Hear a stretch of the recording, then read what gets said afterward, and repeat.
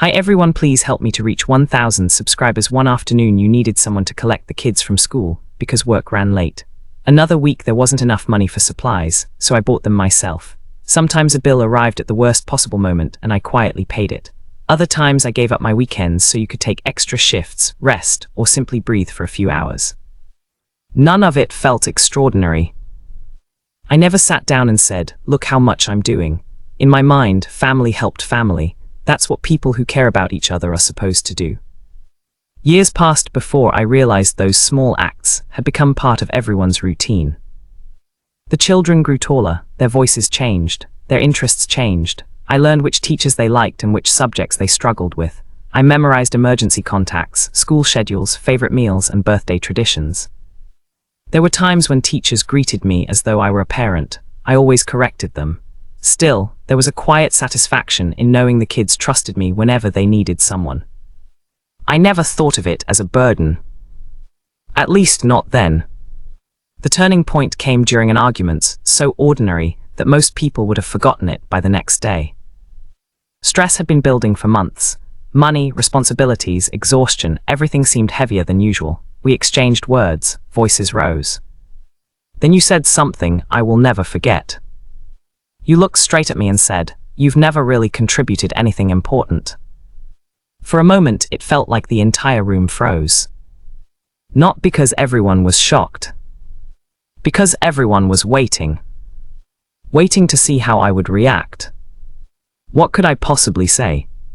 How do you explain years of invisible effort in a single sentence? How do you list every ride, every payment, every sacrifice, every cancelled plan, every late-night phone call? You don't. Some things are impossible to summarize. The people crossing a bridge rarely think about the beams underneath it. They only notice them after something breaks. So I stopped. Not out of revenge. Not to prove a point. I simply stopped making myself responsible for problems that weren't mine. When someone asked if I could watch the children, I wasn't always available. When unexpected expenses appeared, I offered encouragement instead of money. When emergencies surfaced, I allowed other people to solve them. At first, nobody seemed to notice. Then suddenly, everyone did. Schedules became complicated. Budgets became tighter. Last-minute solutions became harder to find. Nothing collapsed. Life just became noticeably less convenient. And that was when I began to understand something strange. The support that supposedly meant nothing had been carrying far more weight than anyone realized. The most difficult battle wasn't with family members. It was with myself. I felt guilty. The children had done nothing wrong. They didn't deserve to be caught in the middle of adult frustrations. Many nights I questioned my decision. Many times I considered returning to the old pattern. I worried that setting limits made me selfish. I worried that saying no made me uncaring. Then something happened that changed everything. One of the kids was applying for a special academic opportunity that required extensive records and documentation. There were meetings with school staff, coordinators, and administrators. Because I had handled paperwork in the past, I attended. The conversation wasn't emotional.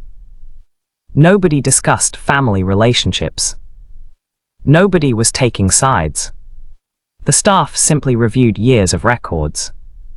Forms, receipts, transportation logs, emergency contacts, purchase histories, authorization documents. As they worked through the information, one coordinator paused. Then she looked up and said, almost casually, "You've been involved in supporting this child consistently for quite a long time." The statement wasn't dramatic. There was no applause. No speech. No emotional moment. Yet those simple words hit harder than anything else ever had. Because they came from someone examining facts instead of feelings. Someone who had no reason to defend me. No reason to criticize you. Just records, evidence, reality. And reality showed the same thing over and over again. My name, Repeated across years of support. Repeated across responsibilities. Repeated across moments I had convinced myself didn't matter. That day you were sitting in the room too. I remember looking at you. Something shifted in your expression. Not anger, not shame, something closer to understanding. For years we had both become accustomed to certain sacrifices existing in the background, unnoticed and unnamed. The paperwork made them visible. For the first time, neither of us could pretend they had happened automatically. There was no dramatic reconciliation afterward. No tearful apology. No cinematic ending. Real life is usually quieter than that. Instead, our relationship slowly changed. Requests became conversations rather than expectations. Assistance became appreciated rather than assumed. And I learned something I should have understood long ago. Helping someone is meaningful only when it remains a choice. The children still call me. I still show up. I still help whenever I can. The difference is that now I do it because I want to, not because I feel obligated. That distinction has brought me more peace than I expected. Looking back, I think resentment grows whenever effort becomes invisible. People don't need constant praise. They don't need awards.